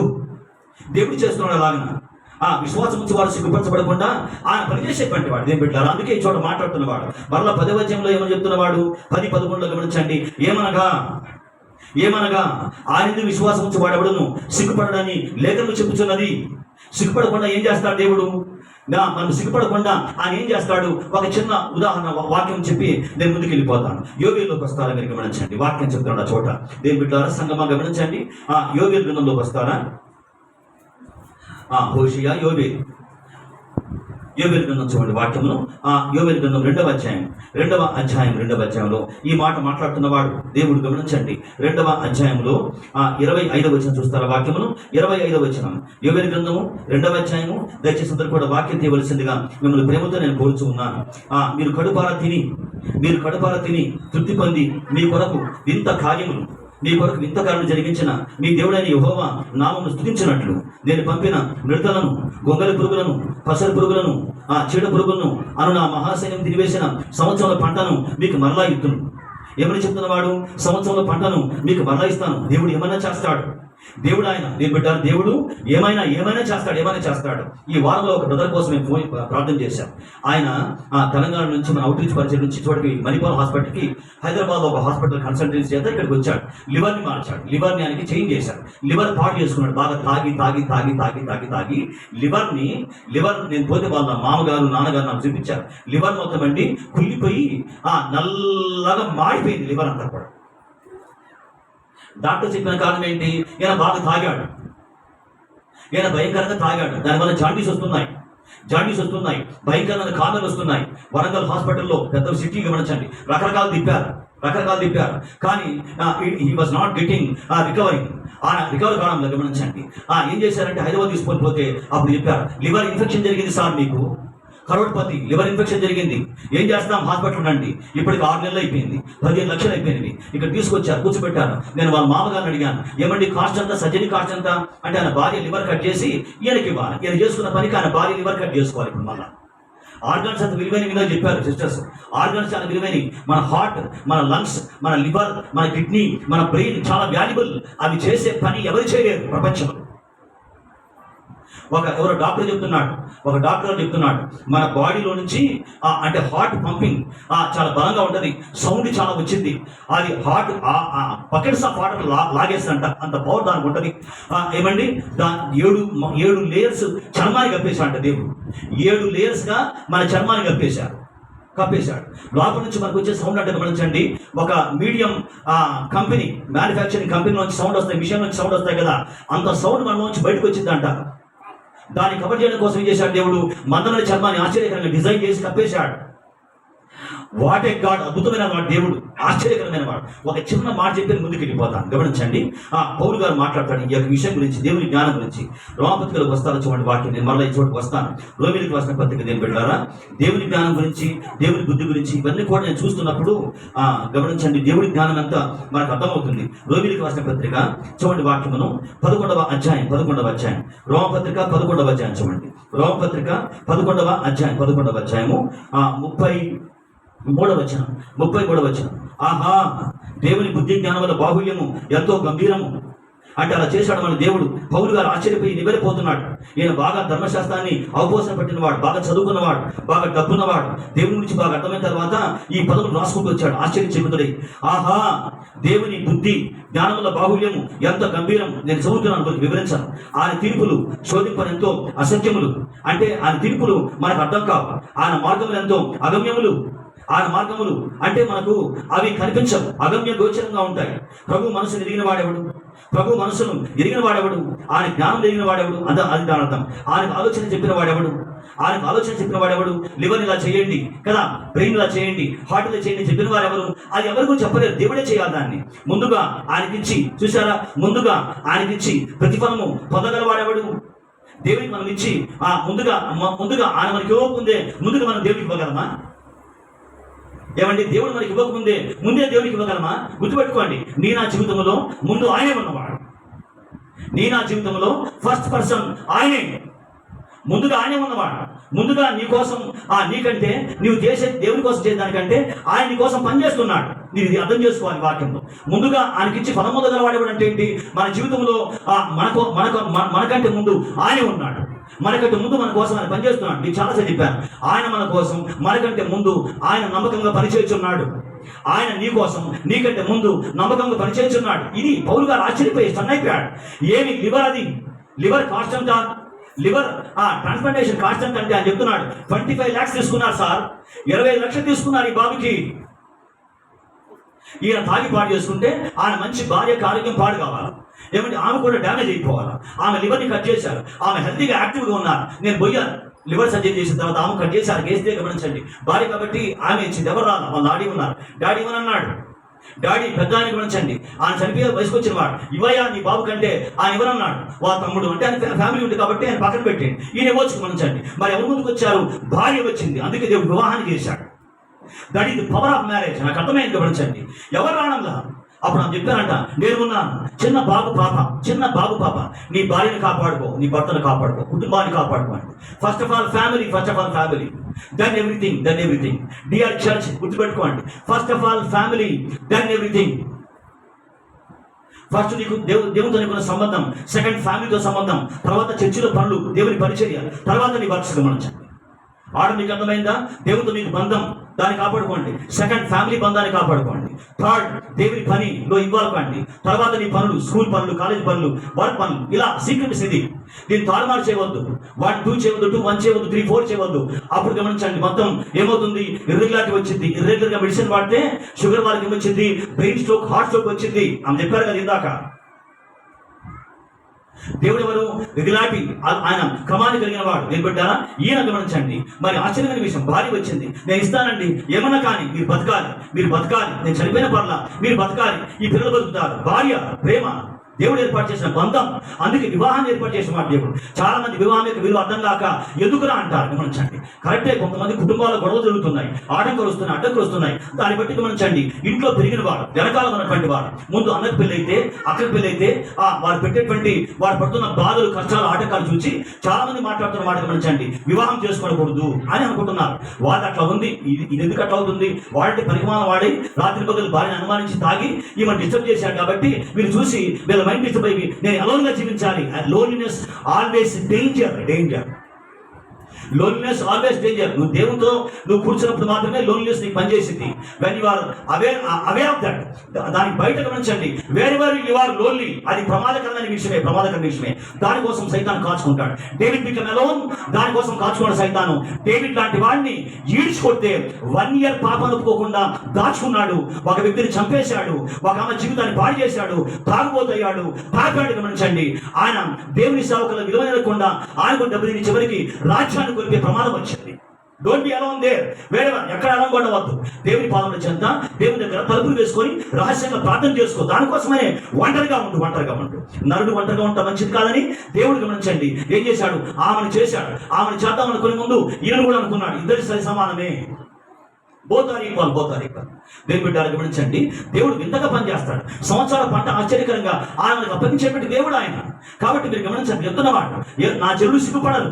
దేవుడు ఆశ్చర్యకరంగా ఆదుకుంటాడు. నేను ప్రార్థన చేశాను. ఇదంతా మీకు ఎందుకు చెప్పానంటే, డాక్టర్ గారు చెప్పారు, నేను శ్యామ్ డాక్టర్ గారి దగ్గరికి పోయాం. ఆయన మాట్లాడుతున్న గమనించండి, ఈయన ఖచ్చితంగా సర్జరీ అయిపోయిన తర్వాత వెంటనే ఇన్ఫెక్షన్ లెవెల్స్ పెరిగిపోతాయి. ఇన్ఫెక్షన్ ఖచ్చితంగా వచ్చింది. అమ్మ నీకు రాకపోవచ్చు, కానీ ఈయనకు మాత్రం ఖచ్చితంగా ఇన్ఫెక్షన్ వచ్చింది. ఎందుకోసమని నీ మాంసం తీసి ఈయన మాంసానికి అటాచ్ చేశాడు. ఈయన బాగా తాగి నా ఇష్టం, నా డబ్బు, నా ఒళ్ళు, నా ఇల్లు అని చేశాడు. బాగా తాగి ఇతను ఏం చేశాడు, చాటి తెచ్చుకో లివర్ పాటు చేసుకున్నాడు. కాబట్టి ఇప్పుడు ఏం చేయాలి, లివర్ని పూర్తిగా దాన్ని తీసేయాలి, పెరికేసి ఏం చేయాలి, నీ లివర్లో ఒక భాగాన్ని కొంచెం ముక్క కట్ చేసి మాంసం తీసుకొచ్చి ఈయన మాంసానికి అటాచ్ చేస్తాం. దానికి డబ్బులంతా 25 లక్షలు, అక్కడ 15 లక్షలు అయిపోయినాయి. మొత్తం 50-60 లక్షలు వాళ్ళు పెట్టుకునే స్థాయి వరకు ఉంది. ఇక పెట్టుకునే స్థాయికి వారి పరిస్థితి నాకు అనిపించింది, ప్రభువా నీ చేత మేము కాపాడబడుతున్నాం ప్రభువా, ఏమన్నా అయితే మా పరిస్థితి ఏంటి? వారు చెప్తున్న మాట గమనించండి. నెక్స్ట్ డే నుంచే మేము సత్యం చేసిన లక్ష్యం నుంచి ఆశ్చర్యకరంగా ఈ మాంసాన్ని తీసుకోవాలి. ఈ మాంసాన్ని ఏం చేయాలి, ఈ మాంసాన్ని తీసుకోవాలి. అది అంత ఈజీ వర్క్ కాదది. డాక్టర్ చెప్తున్నారు, ఇమ్యూనిటీ పవర్ కొంచెం మేము తగ్గించేస్తాం, దానికి పవర్ కొంచెం పెంచేస్తాం, ఇన్ఫెక్షన్స్ వచ్చేటువంటి దాన్ని బట్టి మెడిసిన్ మేము మార్చేస్తూ చేస్తాం. ఈయన బాడీతో ఆడుకుంటారు, వాళ్ళు బాడీతో డాక్టర్స్ ఆడుకుంటారు, వాళ్ళు ఆ బయోటిక్స్ ఇచ్చి. కానీ ప్రార్థన చేసాం ఆశ్చర్యకరంగా. వండర్ఫుల్ విషయం దేవుని బిడ్డలారా గమనించండి, 7 days వరకు ఇన్ఫెక్షన్ లెవెల్ పడకుండా ఆశ్చర్యకరంగా ఆయన సహాయం చేశాడు. God can do anything. దేవునికి స్తోత్రం, హల్లెలూయా. ఆయన ఏమైనా చేస్తాడు. అందుకే పౌలు గారు మాట్లాడుతున్న చోట, ఆహా దేవుని బుద్ధి జ్ఞానం అది ఎంత గంభీరం, ఎవరికి అంతు చిక్కకుండా, ఎవరికి అర్థం కాకుండా, God can work before than any person. ఎవరికంటే ముందు ఆయన పనిచేస్తాడు. అందుకే పౌలు గారు మాట్లాడుతున్న మాట, ముందుగా ఆయనకి ఇచ్చి ఫలమూలంగా పొందగల వాడేవాడు. ఎందుకు దేవుడు సిగ్గుపడకుండా చేస్తాడంటే, ఆయన ప్రార్థన వినివాడు. ప్రార్థన విని గమనించి చెప్తున్నాడు, ఆయన విశ్వాసం ఉంచేవాడెవడో, ప్రార్థన చేయవాడెవడో వాడు సిగ్గుపడని లేఖనం చెబుతున్నది. కాబట్టి బాగా ప్రార్థన చేయండి సంగమా, బాగా ప్రార్థన చేయండి. సిగ్గుపడకుండా ఏం చేస్తాడు దేవుడు, సంవత్సరాల పంట కోల్పోయిన పంట మనకు ఆశ్చర్యకరంగా అప్పగిస్తాడు. మనం చదువుకున్న వచ్చిన భాగం అదే కదా. యోవేలులోకి రండి, వాక్యం చూడండి, గమనించండి. మరొకసారి ఆ వాక్యం భాగాన్ని మనం చదువుకుందాం. యోవేలు గ్రంథం చూస్తారు వాక్యమును. యోవేలు గ్రంథంలో ఇక్కడ రాసిన మాట చూడండి. వాక్యమును ఏమని చెప్తున్నవాడు, నీ దేవుడని యెహోవా నామమును. నేను మధ్య భాగం చదువుతున్నాను, 20వ అధ్యాయము వచ్చిన మధ్య భాగం. మీ దేవుడైన యెహోవా నామమును స్తుతించినట్లు నేను పంపిన మిడతలను, గొంగళి పురుగులను, పసుపు పురుగులను, ఏవో అడ్డంకులు, సమస్యలు, ఇవన్నీ కూడా చికాకులు, బాధలు, ఇక్కట్లు, ఇవన్నీ కూడా అటు అర్థం చేసుకోవాలి. ఏం చేస్తాడు దేవుడు, అను నా మహాసైన్యం తినివేసిన సంవత్సరంలో పంట అంటే ఏం చేస్తాడు దేవుడు, గాడ్ కెన్ గో బ్యాక్. ఇక్కడే ఉంటాడు, ఆయన వెనక్కి వెళ్తాడు. గతంలో ఉంటాడు, ఇప్పుడు ఉంటాడు, రాబోతున్న కాలంలో ఉంటాడు. ఎందుకు దేవుడు మనం కోల్పోయిన వాటి ఇవ్వగలడు? సంగమం మీరు గమనించండి, ఇక్కడ ఒక మాట మనం చూస్తున్నాం, సంవత్సరాల పంట మనకి ఇచ్చేటువంటి వాడు. అంటే గతించిన సంవత్సరాల్లో మనం చాలా లాస్ అయ్యాం, మనం చాలా పోగొట్టుకున్నాం, మనం చాలా జారవిడుచుకున్నాం. వాటి మన దేవుడితో ఉండగా మీరు గమనించండి, బైబిల్ చెప్తుంది, బైబిల్ బోధకులు కూడా బలంగా చెప్పిన మాట, వాటి మనం ఆశ్చర్యకరంగా రికవర్ చేసుకునే అవకాశం ఉందంట. మనం లాస్ అయిన వాటిని దేవుడితో మనం ఇప్పుడు బాగా మనం గడుపుతుండగా, దేవుడు చెప్పిన విధంగా, దేవుడు మాట్లాడే విధంగా, దేవుడు బోధించిన విధంగా, దేవుడు మన జీవితాన్ని కాపాడుకో అని చెప్పిన విధంగా వెన్ వీఆర్ సెట్టింగ్ అవుట్, మనం కాపాడుకుంటుండగా మీరు గమనించండి, గతించిన కాలంలో మనం కోల్పోయిన వాటిని గమనించండి, మనం పొందుకునే అవకాశం ఉంది. దేవుడికి ఇచ్చే బలం ఉంది. అదే మాట మాట్లాడుతున్నమాట. ఎందుకు ఆయన ఇస్తాడు, కారణం ఏంటి? ఆయన ఎందుకు ఇవ్వగలడా అంటే, బైబిల్ ఒక మాట ఉంది, భూత వర్తమాన భవిష్యత్ కాలంలో ఉండి సర్వాధికారి ఆయన. భూత వర్తమాన భవిష్యత్ కాలంలో ఉండు సర్వాధికారి. బాగా వినండి వాక్యాన్ని. ఆయన ఎవరు? భూతకాలంలో ఉంటాడు, వర్తమానంలో ఉంటాడు, భవిష్యత్ కాలంలో ఉంటాడు. ఇది దేవుడు కొన్న గుణం. అంటే ఎప్పుడు ఉంటాడు ఆయన? ఒకేసారి. బాగా వినండి, ఒకేసారి. భూతకాలం అంటే ఏంటి? గతించిన కాలం 23 ఇయర్లో 22nd ఇయర్లో ఇప్పుడు ఇక్కడ ఉంటాడు. ఇదే టైంలో గమనించండి, ఆ టైంలో ఉండగలడు. ఇదే టైంలో ఆయన ఎక్కడ ఉంటాడు? ఆయన రాబోతున్న కాలంలో కూడా ఉండగలడు. భూతకాలము, వర్తమాన కాలము, భవిష్యత్ కాలంలో ఒకేసారి దేవుడు ఉండగలడు. అందుకే మీరు గమనించారు, అపాయం ఆపగలడు, అపాయాన్ని ఆశ్చర్యకరంగా ఆపగలడు. నువ్వు బయటికి పోతున్నావు, నువ్వు బైక్ వేసుకుని వెళ్ళిపోతున్నావు, గమనించండి. నీ బైక్ ఏ టైంలో ఏ చోట ఎక్కడ ఏ పాయింట్ రీచ్ అవుద్దో God can calculate and he will say. ఆయన చెప్పగలడు. ఆయన ఏ క్షణంలో ఏ చోట నువ్వు ఉంటావో. కాలేజీ పోతున్న బైక్ వేసుకుని మనం జాబ్ పోతున్నారు, మీరు ఏ టైంకి క్యాంపస్ గేట్ దగ్గరికి ఏ క్షణానికి వెళ్ళిపోతారో దేవుడు వెళ్ళకముందే దాన్ని హీ కెన్ సే అని చెప్పగలడు ఆయన. కాబట్టి ఆ సమయానికి నీ పక్కన ఏమొస్తాయి, ఆ టైంకి నీ పక్కన ఏమొస్తాయి. నాకు ఒక టీచర్ పరిచయం. ఆ టీచర్ గారి ఆయన ఒక విలేజ్లో స్కూల్లో ఆయన పనిచేస్తాడు. విలేజ్లో స్కూల్లో పనిచేస్తాడు. ఆ స్కూల్ గమనించండి, అడవి మధ్య ఉంటుంది, అడవి ప్రాంతం మధ్య ఉంటుంది. ఈయన ఏం చేస్తారంటే ఈవినింగ్ పూట అట్లా వాష్రూమ్ కానీ పోతారు కదా, వీళ్ళకి వాష్రూమ్స్ ఉంటాయి కానీ బయటికి పోదామని చేస్తారు, స్కూల్ దాటి బయటికి పోతారు. అంతా కూడా అడవి ప్రాంతం గమనించండి. ఈయన ఇది చెప్పారు, సార్ మీరు వెళ్ళొద్దు, ఆ ప్రాంతానికి మీరు వెళ్ళొద్దు, కొండ చెరువులు ఉన్నాయి సార్, మీరు పోద్దని ఆ ఊరి వారు తండ వాళ్ళు చెప్తున్నారు, మీరు గమనించండి. కానీ టీచర్ కదా, రిలాక్స్ అవుదామని గమనించండి, అట్లా బయటికి పోతున్నవాడు. ఈయన పోయి గమనించండి, పైన చూసుకొని ఇప్పుడే ఉంటాయని చెప్పేసి ఆయన పైన చూసుకుంటూ ఆయన నిల్చొని ఉన్నాడు. గమనించండి కరెక్ట్గా, మీరు గమనించండి కరెక్ట్గా ఆయన దగ్గర నుంచి కొండ చిలువ అప్పుడే డిపార్ట్ అయి వెళ్ళిపోతుంది. అది అక్కడి నుంచి పోతుంది కొండ చిలువ. ఈయన మంచి బిలీవర్, టీచర్ గారు మంచి బిలీవర్, దేవునితో బాగుంటాడు. గమనించండి, ఆయన పోయాడు. గమనించండి, ఆయన ఏమో ఉండవు, ఇప్పుడేముంటాయి, ఈ కాలంలో ఉంటాయి కదా, పోతని చెప్పి పోయాడు. గమనించండి, ఈయన పోయాడండి, అప్పటిదాకా అది ఉంది, అప్పటిదాకా ఆ చోట ఉంది. గమనించండి, ఈయన పోయాడు, అక్కడ నిల్చొని ఉన్నాడు. గమనించండి, ఈయన పైన చూస్తున్నవాడు. గమనించండి, కింద నుంచి శబ్దం వస్తుంది. చూస్తే మంచి కొండ చిలువ. వాళ్ళు చెప్తున్నాడు, సార్ మా యొక్క గొర్రెలు మింగిందది, మా మేకలు మింగిందది. ఈయన కాలు పట్టుకుంటే ఏం చేసింది, లాగి పడేసింది. ఎవడున్నాడు లాక్తే తీసుకుని పోతుంటే? ఎవడున్నాడు లాకొని పోతుంటే? ఊరిలో ఉన్నారు, ఇది అవుట్స్కర్ట్స్ బయట ఉన్నారు. ఏం జరిగేది? గుండె పగిలిపోయింది. That is God can calculate. దేవుడు లెక్కలు వేసి సహాయం చేస్తాడు. దేవుడు అన్ని లెక్కలే దేవునికి. God is a counting God. ఆయన ఏది మనవాడు, అన్ని లెక్కలు వేసుకొని పనిచేస్తాడు. కాబట్టి ఆయన రాబోతున్న కాలంలో ఏం జరిగింది, ఏ క్షణంలో, ఏ నిమిషంలో, ఏ టైంలో ఏం జరిగింది, గాడ్ నోస్ బిఫోర్. ఆయన ముందుగానే విషయం తెలుసు. లెక్కలు వేసుకొని సమస్తాన్ని జరిగించే దేవుడుగా మత్తయి సువార్త 1వ అధ్యాయం మనకు కనపడతాడు. నేను మీకు చూపిస్తాను, ఆ వచ్చిన భాగం చూపిస్తాను. మత్తయి సువార్తలో 2 వాక్యం మీరు గమనించండి. అందుకే దేవుడు మనకు సంవత్సరాలు పంటగలడు. ప్రార్థించే విశ్వాసం వచ్చి మనం సిగ్గుపడకుండా ఆయన ఆశ్చర్యకరంగా ఆదుకునేటువంటి వాడు ఉన్నవాడు. మత్తయి సువార్త మీరు చూస్తారు, వాక్యం మీరు గమనించండి. ఆధారంగా నన్ను బాగా ఆశ్చర్యపరిచిన విషయం ఈ మాట 1వ అధ్యాయంలోకి వస్తారా? 1వ అధ్యాయం చూడండి, వాక్యము 1వ అధ్యాయం 17వ వచనం భాగం చూడండి. పైనంతా కూడా జీనియాలజీ అంటారు. అంటే వంశావళి గురించి రాసుకుంటూ వచ్చాడు. ఎవరెవరు పుట్టారని రాసుకుంటూ వచ్చాడు. ఓకే, 17వ వచనం భాగం చూడండి. ఇక్కడ దేవుడి ప్రపంచంలో ఎంత యాక్టివ్గా ఉన్నాడో, ఆయన క్షణంలో కూడా లెక్కలు వేసుకొని పనిచేసేవాడుగా ఎంత బలంగా ఈ ప్రపంచంలో సంచారం చేస్తున్నాడో ఈ వచన భాగం చేత మనకు అర్థమవుతుంది. ఇట్లు అబ్రహాం మొదలుకొని దావీదు వరకు తరములను 14 తరములు. అబ్రహాం దగ్గర నుంచి దావీదు వరకు తరములన్నీ 14 తరములండి. అబ్రహాం ముందు చాలా మంది ఉన్నారు, వాటి దేవుడు లెక్కలు తీసుకొని రాలా, అప్పుడు కూడా పనిచేశాడు. కానీ ఇది మనకి యొక్క రికార్డ్ మనకు కావాలి కాబట్టి రికార్డ్ మనకు కొత్త నిబంధనలు ఇచ్చాడు. అబ్రహాం గారి దగ్గర నుంచి దావీదు గారి వరకు 14 తరములు అలా మెయింటైన్ చేశాడు దేవుడు. అంతమందిని పుట్టించాడు. దావీదు చూడండి, దావీదు మొదలుకొని యూదులు బబులోనుకు కొనుకోబడిన కాలం వరకు 14 తరములు. దావీదు పరిపాలన చేసిన కూడా యూదులు ఏం చేశారు, బబులోనికి వారి చెరలోకి వెళ్ళిపోయారు. అప్పటిదాకా కాలం ఎంత? 14 తరములు. గాడ్స్ మెయింటెనెన్స్ మీరు గమనించండి, క్యాల్కులేషన్ అంత బలంగా ఉందో చోట.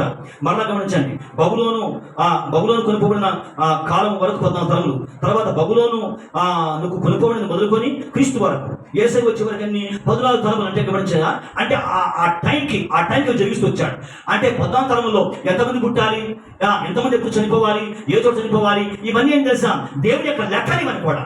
అందుకే పౌలు గారు అన్నారు, ఆహా దేవుని బుద్ధి, దేవుని జ్ఞానం ఎంత గంభీరం అంటే ఆయన మనకు అర్థం కాడు కానీ రైట్ గా ఉన్నాడు. గంభీరం అంటే ఏంటి?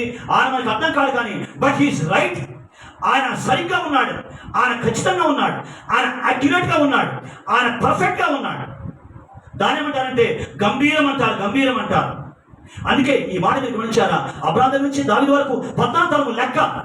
14 తరములే అంతే, ఒక్క తరాన్ని పెంచని వల్ల ఆ కాలం అంత పుట్టాలి, అంతా చనిపోవాలి. సెకండ్ నుంచి దావీదు దగ్గర నుంచి ఆ చివరికి అంతా 14 తరములే. అక్కడి నుంచి మీరు యేసు వచ్చే వరకు 14 అంటే ఏంటి? God is calculated. దేవుడు గమనించండి, అన్ని దేవునికి లెక్కలే లెక్కలే లెక్కలే లెక్కలే. అందుకే పౌలు గారు బైబిల్లో ఫిలిప్పీలకు ఒక మాట మాట్లాడతారు. చూస్తాను ఆ మాట ఒకసారి మీరు గమనించండి. ఈ మాట చాలా బలంగా ఉంటుంది, అనుసంధానంగా ఉంటుంది. ఫిలిప్పీలకు రాసిన పత్రిక చూస్తారు వాక్యమును. ఫిలిప్పీలకు రాసిన పత్రిక మనం బైబిల్ స్టడీ చేసేటప్పుడు ఈ మాట మనం ధ్యానం చేశాం.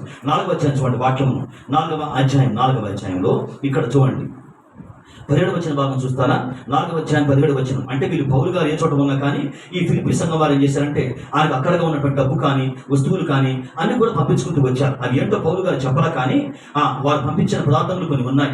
అందుకే పౌలు గారు ఈ మాట మాట్లాడుతున్నవాడు ఏమని చెప్తున్నవాడు అంటే 16వ వచనం చూస్తారా?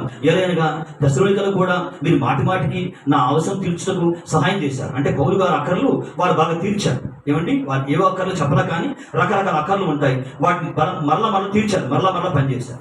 నేను ఈవిని అపేక్షించి మరలా మీరు ఏదో ఇస్తారని మీకు చెప్పడంలో కానీ చెప్పలేదు కానీ మీ లెక్కకు చూసారా, మీ లెక్కకు విస్తార ఫలము రావాలని అపేక్షించి చెబుతున్నాను. పౌలు గారు దేవుడితో ఉన్నవాడు. దేవుడు ఎవరు?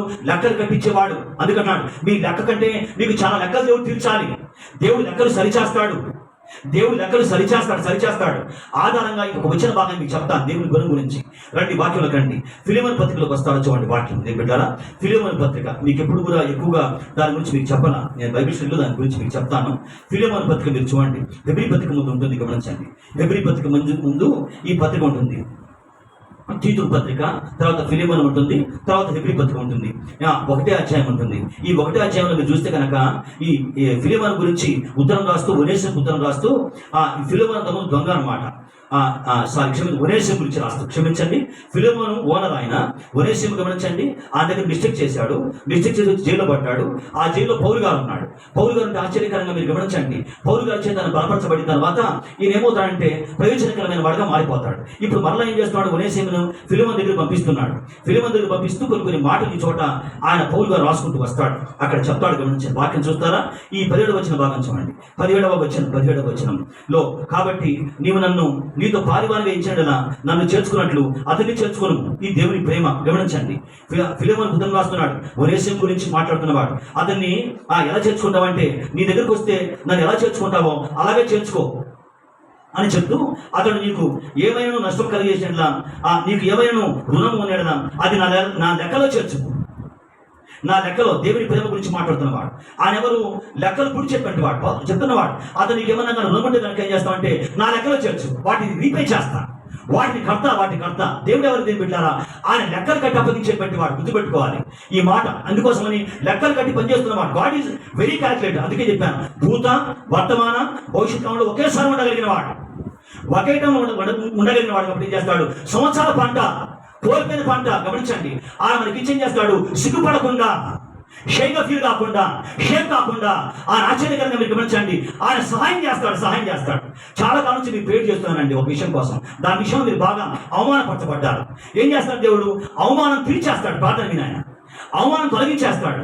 ఆయన సిగ్గు తొలగించేస్తాడు. ఎలాగంటే ప్రార్థన విన్న కారణం చేత. ప్రార్థన విన్న బైబిల్లో ఒక ఆవిడ ఉన్నారు, ఆమె పేరు ఎలిజబెత్ గారు. గమనించండి, ఆమె దూత మాట్లాడతాడు. గమనించండి, వాళ్ళ భక్తుడి నువ్వు గర్భం ధరిస్తావని. ఆమె గర్భం ధరిస్తుంది. గమనించండి, గర్భం ధరించిన తర్వాత ఆ పలికిన మొట్టమొదటి మాట, ఆ పలికిన ఒక బలమైనటువంటి మాట లూకాసు వార్తలో రండి మీరు గమనించండి. వాక్యం చూడండి. లూకాసు వార్త పెట్టారా? కొన్ని వచ్చిన భాగాలు మీరు చూస్తే బలం పొందుకుంటారని, మీరు ఇంటికి వెళ్ళి వాటిని చూసుకొని ప్రార్థన చేసుకుంటారని నేను ఈ వచ్చిన భాగాలు చూపిస్తున్నాను. లూకాసు వార్త మీరు గమనించండి. 1వ అధ్యాయం చూడండి వాక్యమును.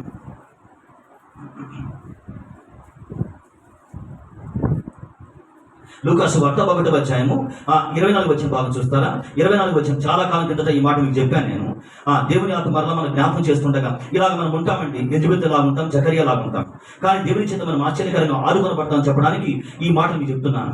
1వ అధ్యాయము 24 వచ్చిన ఆ దినములైన తిమ్మట అతని భార్య ఎలిజబెత్ గర్భవతి అయ్యి మనుషుల్లో నాకుండిన అవమానం తీసివేటకు నన్ను కటాక్షించిన దినములలో. దేవుని గురించి మాట్లాడుతున్న మాట ఏంటి? మనుషుల్లో నాకుండిన అవమానమును తీసివేయటకు నన్ను కటాక్షించిన దినముల్లో ప్రభు ఇలా చేశానుకొని 5 నెలలు ఇతరుల కంటపడకుండా ఆమె ఉన్నారు. మీరెవరు అసలు మీరు గమనించండి. చాలా కాలం నుంచి ఒక విషయం కోసం ప్రార్థన చేశారు. ఆ విషయంలో చూసారా? అవమానం ఉంది, అవమానం. ఆమె బయటికి రాలేదు. అవమానం, షేమ్, సిగ్గు అన్నమాట. కానీ దేవుడు ఎవరు? ప్రార్థన విని ఆశ్చర్యకరంగా అవమానం తొలగించేటువంటి వాడు, ప్రార్థన విని సిగ్గు తొలగించేటువంటి వాడు ఆయన. మీరు చాలా కాలం ప్రేర్ చేశారు.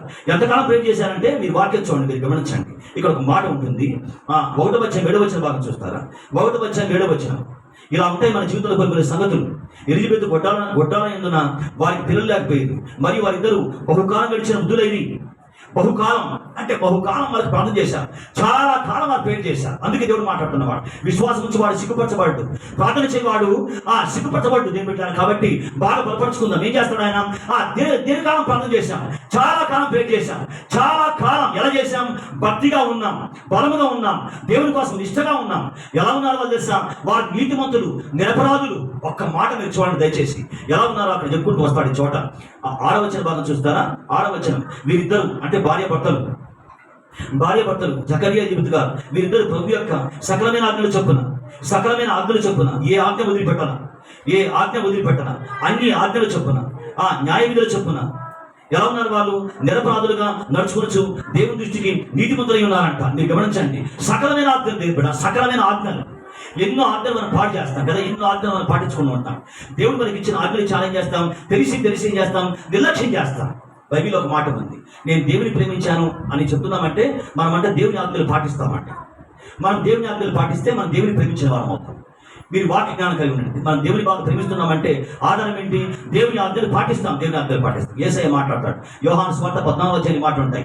ఒకరిని ప్రేమిస్తే కనుక ఏం చేస్తాడు? నా ఆజ్ఞలు పాటిస్తాడు. అప్పుడు దేవుని మనం ప్రేమించామని లెక్క. దేవుని ఆజ్ఞలు ఏంటి? దేవుని ఆజ్ఞలు ఆదివారం మీరు సరిగ్గా మీరు పాటించాలి. దేవుని కమాండ్ ఏంటి? ఆదివారం మీరు చర్చిలో ఉండాలి. ఆదివారం మీరు ఎన్నున్నా కానీ చర్చిలో ఉండాలి. ఏదో ఎమర్జెన్సీ కండిషన్స్ ఉంటాయి, అప్పుడు మీరు ఏం చేయాలి? చర్చికి మానుకుంటే అర్థం ఉంది, ఏదో ప్రమాదం, అపాయం, ఎవరో చనిపోతున్నారు, ఎవరో హాస్పిటల్ ఉన్నారు, నీవే ఆ చోట ఉండాలి. అప్పుడు ఏం చేయదు, తప్పదు. ఇలాంటి గోధుమ ఉండాలి అక్కడ చోట.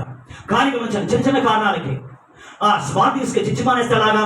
దేవుని కమాండ్, అది కమాండ్, దేవుని స్ట్రాంగ్ కమాండ్, ఆయన బలమైన ఆజ్ఞ. గమనించండి, సండే ఈజ్ లార్డ్స్ డే. విశ్వాసులకి ఏంటి? ఇంకా ఆ దినం బాగా గడపాలి. బాగా వినండి, విశ్వాసులకి ఏంటి తెలుసా? ఇంకా ఆ దినం బాగా దేవునితో బాగా గడపాలి. సండే ప్రభు దినం కాబట్టి గమనించండి, మన పనులు తగ్గించి దేవుని పనులు బాగా చేయాలి. విశ్వాసులు. నేను ఒక బ్రదర్ నాకు పరిచయం, విజయవాడ. ఆయన బాగా ప్రభుత్వం ఉంటాడు. ఆయన అడిగాను, అన్న మీ చర్చి ఎన్నికలు అయిపోతుందంటే, ప్రసాద్ మా చర్చి అది 10 గంటల స్టార్ట్ అయిపోతుంది, అయిపోయేసరికి 12:30 ఈజీగా అయిపోతుంది, 8.5 hours ఉంటుంది. మేము అందరం కూర్చుంటాం. తర్వాత మీరు ఏం చేస్తామంటే, మేము సాయంకాలం 4 గంటల వరకు చర్చిలో ఉంటాం ప్రసాదం. ఈవినింగ్ 4 వరకు మనం చర్చిలో ఉంటాం. మరి లంచ్ ఎట్లాగానంటే ఏదో రైస్ చేస్తారు, సాంబార్ చేస్తారు, ఏదైనా ఉంటే కర్రీ చేస్తారు. ఇక పాస్టర్ గారికి అందుబాటు ఉంటే ఆయన చేపిస్తాడు. ఆ రైస్, ఆ సాంబార్, పచ్చడి తినేస్తాం. మేము మళ్ళీ ఏం చేస్తామంటే, మాకు మళ్ళీ పాస్టర్ గారు కొన్ని ప్రేయర్ పాయింట్స్ మాకు అప్పగిస్తాడు, ఇష్టమైతే చేయమని. మేమందరం కూడా కూడుకొని మన చర్చల కూర్చొని వాటి కోసం ప్రార్థన చేస్తాం. ఎందుకని ఆయన మాట మాట ఇలా చాలా మంది ప్రసాదం, నీకు వాక్యం తెలుసు కాబట్టి నీకు అర్థమైంది. చాలా మంది ఏమనుకుంటారంటే అర్థం కాదు. ఎందుకంటే ప్రభు దినం అది ఆదివారం ప్రభు దినం, మన దినం కాదు. వారంలో 6 రోజులు మనకి ఇచ్చాడు, 6 days మనకి ఇచ్చాడు, దాన్ని మనం వాడుకుంటాం. సండే గమనించండి, మనం ఏం చేస్తాం తెలుసా? బ్రదర్ గారు మంచి పని చేశాడు. మీరు చాలా మంది హ్యాపీ ఫీల్ అవుతున్నారు. ఎర్లీ మార్నింగ్ వర్షిప్ పెట్టి బ్రదర్ గారు మీరు మంచి పని చేశారు. హోల్ డే వాడుకుంటున్నాం మా కోసం. నేను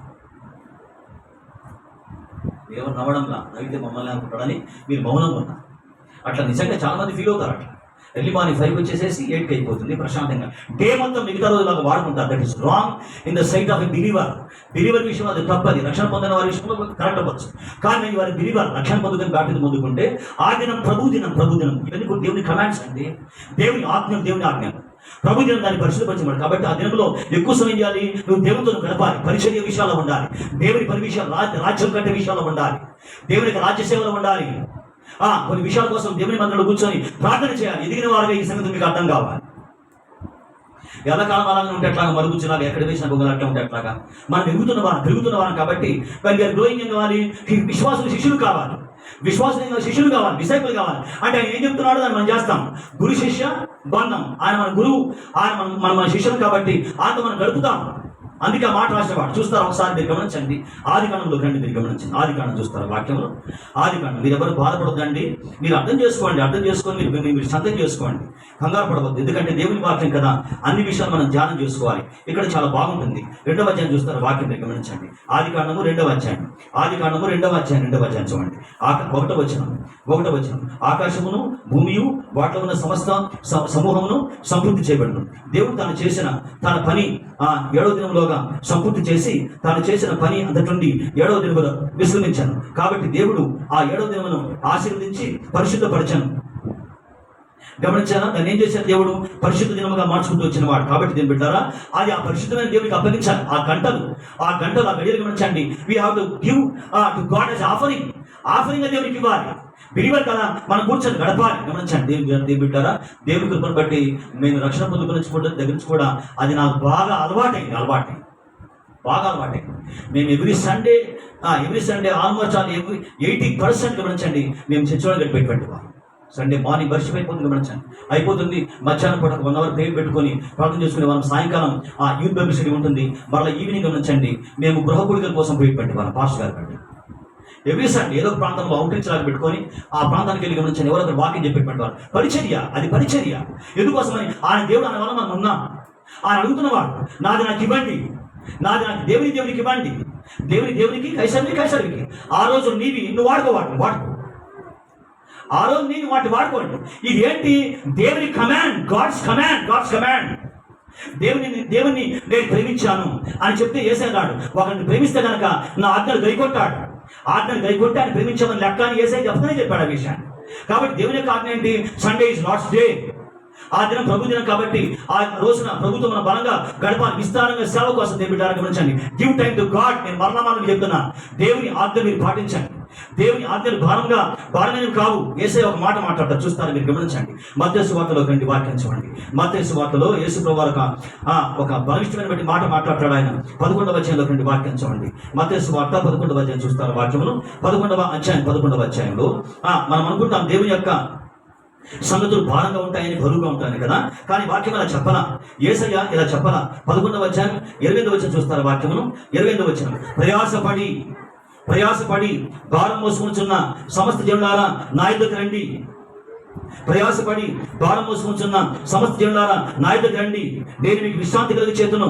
నేను సాత్వికుడును, దీన మనసు కలవాడను గనక మీ మీద నా కాడి ఎత్తుకొని దయచేసి మీ మీద నా కాడి ఎత్తుకోనండి. దయచేసి మీ మీద నా రాజ్యభారాన్ని ఎత్తుకోనండి. యేసయ్య అడుగుతున్నవాడు, యేసయ్య రిక్వెస్ట్ చేస్తున్నాడు కదా. ఏమని? గనక మీ మీద నా కాడి ఎత్తుకొని నా యొద్ద నేర్చుకోండి, అప్పుడు మీ ప్రాణములకు విశ్రాంతి దొరుకును. అప్పుడు మీ ప్రాణాలకు విశ్రాంతి. దేవుని ఆజ్ఞలు పాటిస్తే మనకి ఏమొస్తుంది? విశ్రాంతి కలుగుతుంది. విశ్రాంతి లేదు, నెమ్మది లేదు కదా. చికాకు, బాధ, వేదన గమనించండి. ఎంత చేసినా, ఎంత కష్టపడ్డా బాధ కలుగుతుంది. వై? కారణం ఏంటి? దేవునితో మనం కూర్చోవాలా, దేవునికి ఇచ్చే టైం మనం ఇవ్వాలా, దేవునికి ఇవ్వాలా. ప్రాబ్లం అది. ప్రాబ్లం సొల్యూషన్ దేవుడు చెప్తున్నవాడు. మీ ప్రాణాలకు విశ్రాంతి ఎప్పుడు వస్తుంది తెలుసా? నాతో మీరు కూర్చోండి, మీ మీద నా కాడి తీసుకోండి. రక్షణ పొందుకోలేదా? రక్షణ పొందుకున్నారా? నా ఆజ్ఞలు పాటించండి, నా ఆజ్ఞలు ఫాలో అవ్వండి.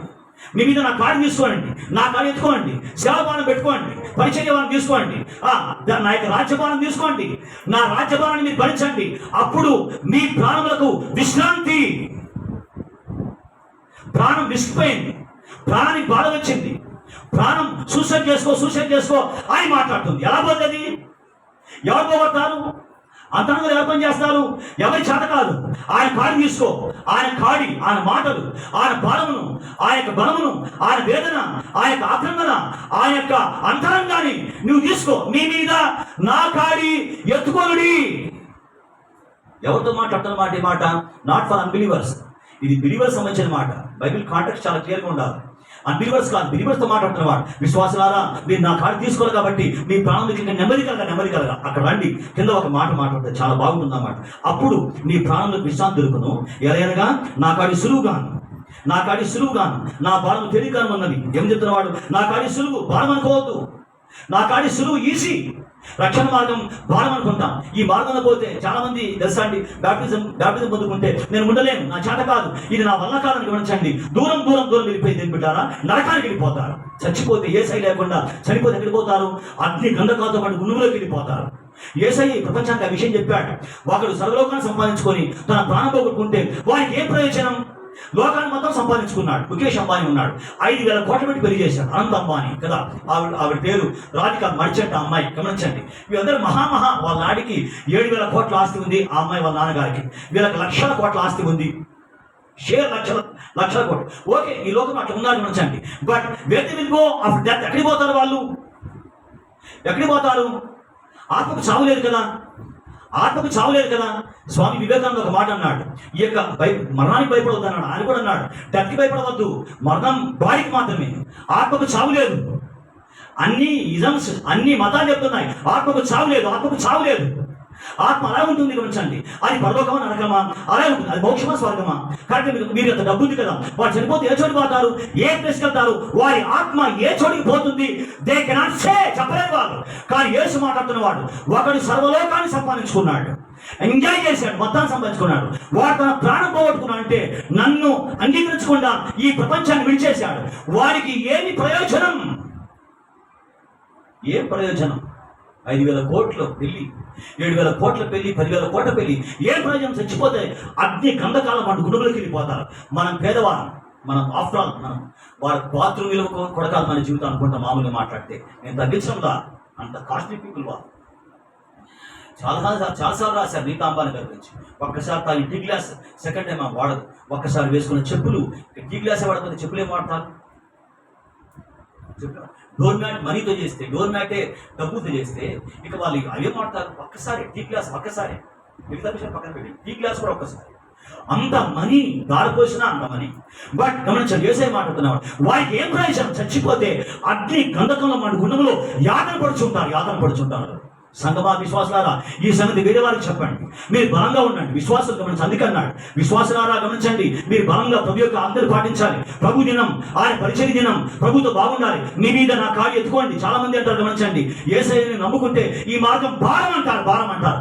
యేసు మాట్లాడుతున్నవాడు, నా కాడి సులువు, నా భారం తేలిక. నా కాడి సులువు.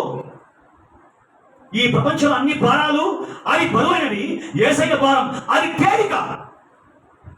దీన్ని అర్థం చేసుకోలేక సైతాన్ చేత మోసగించబడి గమనించండి, యేసయ్యలోకి రాలేకపోతున్నారు, రక్షణ పొందుకోలేకపోతున్నారు. బాప్టిజం అంటే గమనించండి, భయం చేత వెనక్కి వెళ్ళిపోతున్నవారు, అనుకుని వెనక్కి వెళ్ళిపోతున్నవారు కదా, అనుకుని డెసిషన్ తీసుకొని గమనించండి. They are going back. ఎందుకోసమని? అమ్మో భారం. ఎవరు చెప్పాడు? సైతాన్ చెప్పాడు, ఇది భారం అని వాడు చెప్పాడు. వాడు మోసగాడు, వాడు మాయ, వాడి విషయం నాటినటువంటి వాడు. లేని విషయాన్ని గమనించండి, మనుషులకు దేవుని గురించి ఎక్కించి వారిని పాపం చేయించి వారి దేవుడి నుంచి శాశ్వతంగా అవ్వలాగా ఆదములాగా వారిని దూరం చేస్తాడు సైతానుడు. విషమిక్కించాడు దేవుని గురించి. దేవుడు తప్పు చేశాడు, పొరపాటు చేశాడు, ఈ విషయంలో మీరు దేవతలు కాకుండా చేశాడు అని అన్న కారణం చేత అవ్వ టెంప్ట్ అయింది. దేవతను కావాలని గమనించండి. దేవతలే కానీ ఇచ్చిన స్థాయి మనిషి ఏం చేశారు? పండు తీసుకొని తిని గమనించండి, వారు దేవుని యొక్క తోట నుంచి వేరైపోయిన వారు. ఇది సైతాన్ పని, ఇది వర్క్ ఆఫ్ సాతాన్. అందుకే దేవుడు మాట్లాడుతున్నాడు, నా కాడి సులువు. దేవుడు బిడ్డలారా, ఉదయకాలం గమనించండి, ఆయన కాడి సులువు. కాబట్టి దేవుడిలోకి రండి. ఈ ఉదయకాలం ఇదే రక్షణ దినం, ఇదే అనుకోని సమయం. కాబట్టి మార్గన్స్ కోసం డెసిషన్ తీసుకోనండి. ప్రభువు మీరు బలంగా ఉన్నారా? దేవా నీ కాడి సులువు, నీ భారం తేలిక, నీ పరిచర్య భారం దేవా అయ్యా సులువు తండ్రి, అది భారం కాదు ప్రభా, నీ మార్గాలు సులువు ప్రభా, నీ దారులు అయ్యా భారం కాదు ప్రభా, భారం అనుకొని వాడి చేత నేను బోధించబడి మోసపోయాను ప్రభా అని దేవుడికి చెప్పండి. గాడ్ ఈజ్ ఈ షౌటింగ్ అని మాట్లాడుతున్నవాడు, నా కాడి సులువు, నా భారం తేలిక. ప్రయాసపడి భారము మోసుకొచ్చున్న సమస్తమైన జనారా నా యొద్దకు రండి. కమ్ అంటూ మీ, నా యొద్దకు రండి. ఆయనతో వద్దాం, అప్పుడు నీ ప్రాణములకు విశ్రాంతి. ఆయన విశ్రాంతి చెప్పి, ఆయన భూత వర్తమాన భవిష్యత్ కాలం ఉండే సర్వాధికారి కాబట్టి ఆయన ఏం చేయగలడు? God can give you rest లేకుండా మన జీవితానికి ఆశ్చర్యకరంగా నెమ్మదిస్తాడు. 2,000 దెయ్యాలు పట్టుకున్నాయి.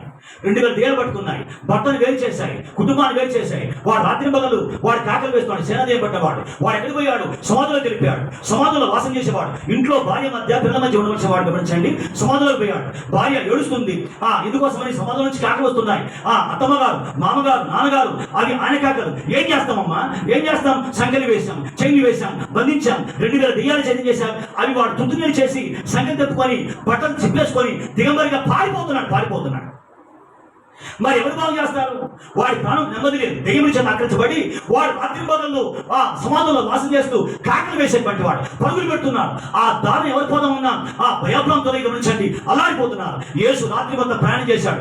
ఆయన ప్రయాణం చేయలేడు కానీ నిద్రపోతులాగా అనిపించుకున్నప్పటికీ ఆ నవలన పడుకొని గమనించండి, తెల్లవారుగానే వెళ్ళిపోయి గమనించండి. అపవిత్రాత్మ ఆ మనిషి విడిచి బయటికి రా అని పిలిచిన వాడు ఏయ్ devil come out of that man. ఎందుకోసమని? అతను నా రూపం, అతను నా ఆకారం, నేను చేసుకున్న రూపం, అది నా పోలిక కాబట్టి come out of that person అని యేసు అని అక్కడ రాసిన మాట. వాడు స్వస్థచితుడై యేసు పాదం చేత కూర్చుంటే ఊరి వాడు భయపడిపోతారు. అప్పుడు దాకా రెస్ట్లెస్గా అటుమరికి ఇటుమరికి కాకలు వేసి కూర్చున్న వాడు తెలుసా? వాడు బట్టలు ధరించుకొని బట్టలు ఎవరు తెచ్చుకొచ్చారు? వాడు దిగబడి కదా, బట్టలు ఎవరు తెచ్చారు? వాక్యం స్టడీ చేయండి. బట్టలు ఎవరు తీసుకొచ్చారు? బట్టలు లేకుండా దిగుతున్నవాడు. బట్టలు ఏమైనా తెలిసి వేసి ఏం చేశాడు తెలుసా? ఆయన బట్టలు తీసుకొచ్చాడు. ఆయన డిసైపుల్స్ పని అప్పగించాడేమో. వాళ్ళు వచ్చారు గమనించండి, బట్టలు ధరింపజేశారు, గాయములు కట్టబడ్డాయి. వాడు స్వస్థచిత్తుడై యేసు పాదం చేత కూర్చొని యేసయ్యా నీ వెంట వస్తాయి, యేసయ్యా మీతో ఉంటాయేసని గమనించండి. యేసు ఆ వ్యక్తికి అడిగితే యేసయ్య అన్నాడు, నువ్వు ఇక్కడ ఉండు. నీ ఎందుకు కనికరపడి నీ జీవితం బాగు చేసి నీకు రెస్ట్ ఇచ్చా, సమాధానం ఇచ్చా, శాంతినిచ్చా. నువ్వు వెళ్ళిపోయి ఈ ప్రాంతాల్లో సాక్ష్యం పంచుకో, వెళ్ళిపోయి ఈ ప్రాంతాల్లో సాక్ష్యం నన్ను గురించి మాట్లాడు. అప్పుడు వేరే వారు కూడా రెస్ట్లోకి వస్తారు, సమాధానం శాంతిలోకి వస్తారు. ఈ మంచి ఉదయకాన్ని బిడ్డారా, పరిశుద్ధమైన దేవుని వాక్యానికి అప్పగించుకుందాం. విశ్వాసమైన దేవుని యొక్క ఆజ్ఞలు పాటిద్దాం కదా. ఇది జకరియా గారు సకలమైన ఆజ్ఞలు చెప్పున, సకలమైన విధులు చెప్పున వారు నిరపరాధులే కానీ గమనించండి. వారి జీవితంలో ఒక ప్రార్థన ఆగిపోయింది. ఆ ప్రార్థన అవమానం కలిగిస్తుంది. ఆ ఆగిపోయిన ప్రార్థన షేమ్ కలిగిస్తుంది. వాక్యం ఏంటి? నా విశ్వాసం నుంచి వాడు సిగ్గుపడడు, నా పట్ల ప్రార్థన చేయవాడు గమనించండి. వాడు సిగ్గుపడని లేఖనం చెప్తుంది. అంటే ఏం చేస్తాడు? ఆయన ఆశ్చర్యకరంగా జకరియా లాగా ఎలిజబెత్ గారు లాగా ఉత్తరమించి అవమానం కలిగిస్తాడు. అందుకే ఎలిజబెత్ గారు అన్నారు, మనుషులు నాకుండిన అవమానం తీసివేటకు నన్ను కటాక్షించిన వాళ్ళు. ఎవరైనా ప్రార్థన విని కటాక్షించేవాడు. భయపడవద్దు, దిగులు పడవద్దు, కంగారు పడవద్దు, అవిశ్వాసానికి వెళ్ళిపోవద్దు, వెనకడుగు వేయవద్దు, అంతరంగాన్ని మార్చుకోవద్దు, అంతరంగాన్ని సైతాన్ని మాట చేత మోసగించబడి యేసుకు దూరం కావద్దు. ఎవరైనా ప్రార్థన విని ఆశ్చర్యకరంగా ఏ సంగతిలో సిగ్గుపడుతున్నామో ఆ విషయంలో ఏం చేస్తాడు? కటాక్షమిస్తాడు. ఆ లాంగ్ టర్మ్ ప్రేయర్ లో ఆయన కటాక్షం, దీర్ఘకాల ప్రార్థనలో కటాక్షం ఇచ్చి గమనించండి. మనిషిలో ఉండిన అవమానం తొలగించి బలముగా, ప్రశాంతంగా, గౌరవంగా నువ్వు దేవుని చేత మహాకనికరం పొందుకున్నామని చెప్పే జీవితాన్ని మనకి అప్పగిస్తాడు. ఈ మంచి ఉదయకాన్ని దేవుని సహవాసమా, ప్రార్థన దేవునికి అప్పగించుకుందాం. ప్రార్థన బాగా చేద్దాం. ఆయన ఎవరు? సర్వాధికారి గనక ఆయన బుద్ధిని బట్టి, జ్ఞానం బట్టి ఏం చేస్తాడు? ఆయన సంవత్సరాల పంట మనకు అప్పగించి విశ్వాసం ఇచ్చిన వాడు సిగ్గుపడకుండా ఆయన ఆదుకున్నవాడు, ప్రార్థన చేసేవాడు సిగ్గుపడకుండా ఆశ్చర్యకరంగా ఆయన ఉత్తమించేవాడుగా దేవుడు మన మధ్య ఉన్నవాడు. ఆ విశ్వాసం మనం కలిగించి దేవుని పాదాలు పట్టుకొని ఆయన భారం భరించేటువంటి వారుగా, ఆయన ఆజ్ఞలు పాటించేటువంటి వారుగా, ఆయన కాడి తీసుకునేటువంటి వారుగా, ఆయన సేవకు అప్పగించుకునేటువంటి వారుగా, విశ్వాసం వచ్చి బాగా పాటించే వారుగా, భూత వర్తమాన భవిష్యత్ కాలంలో ఆయన చేత ఆశ్చర్యకరంగా కోల్పోయిన వాటిని పొందుకునే వారుగా ప్రభువే సహాయం చేసి వాటిని దీవించి ఆయన ఫలింప చేసి బలపరచును గాక. ఆమేన్. కళ్ళు వచ్చి మన కళ్ళు మూసుకొని ప్రభు యొక్క పరిశుద్ధమైన శిలువ అమూల్య శరీరము దయచేసి బిడ్డలు ఎవరు కూడా దయచేసి వెళ్ళవద్దు. అందరి కోసం ప్రేమ విందు మనం దేవుని పాదాలు పట్టుకొని మనం ప్రార్థన చేసి